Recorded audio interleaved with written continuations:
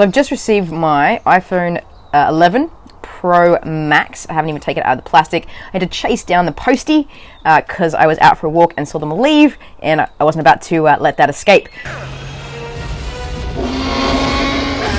So I thought I'd do a bit of an unboxing video here, and as you can see, I haven't taken it out of plastic, so you guys are experiencing the first impressions along with me. So let's open this thing up.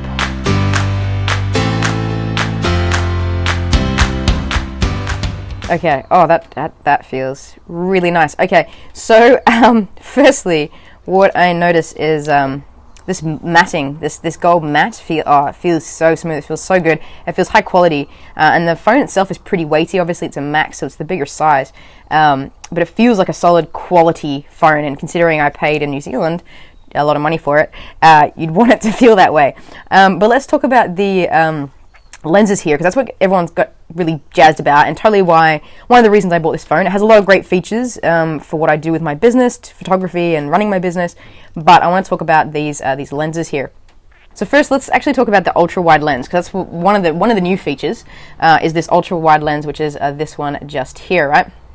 So it has a 13mm focal length if people are into that kind of understand focal lengths with photography. 2.4 aperture, which means it'll let in a fair amount of light.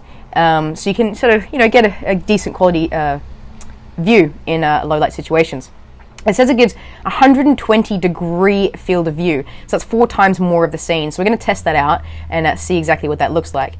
But then you've got your typical wide angle, which is what most phones came with to begin with, just the one lens, and this is a 26mm focal length. 1.8 aperture, which means this lens here will get better low light videos and photos than this ultra wide lens will here.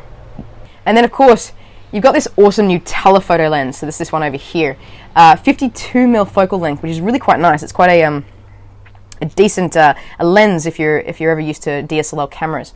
But the coolest thing about it is obviously there's telephotos on the XS and the X, but this one has a larger aperture. It's 2.0. So this lens now in telephoto is going to allow a lot more light in. So previously it was a 2.4 aperture. But the other new feature is what I'm really excited about as well is the front camera. So let me just take the plastic off. Ooh. Oh, I don't know if I can do it. I haven't even got a new lens for it, a new screen for it. Okay, we'll do it. Okay, so you can see me now. But this lens here, can't even see it over here, right? This lens actually shoots in 4K. So previously these lenses were 720, but then upping to 1080 on the X and the XS. But this is in 4K, and why this is really important is I've been telling a lot of my students that I work with, never ever film with this front selfie camera. Always film with the back cameras because they're better quality than these front cameras here.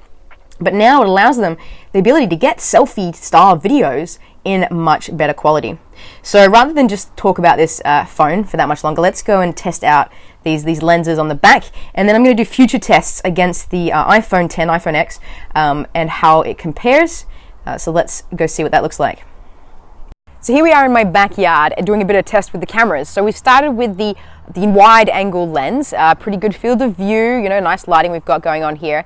But let's just switch to the ultra wide lens and see what that gives us. So just wow, you can see so much more of the surroundings in which I'm in, my backyard.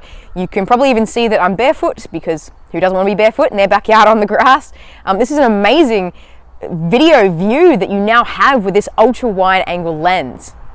So let's just switch to the telephoto and see what difference that makes. So now we're on the telephoto, definitely you're much more honed in on me and much closer to me in terms of that video focal length. So this is an amazing tool for creating videos now with your phone that you can even change while you're filming the video, as long as you have someone behind the camera for you. And back to our wide again. So I'm going to be doing a whole lot more video tests, seeing what it's capable of, seeing what its limitations are, and even comparing it to the iPhone 10, iPhone X. In case you have that, you're thinking, should I upgrade? Is it worth the extra money to upgrade the cameras so you get the full picture? So make sure you subscribe to this here channel so you don't miss out on those videos, and I'll be seeing you soon.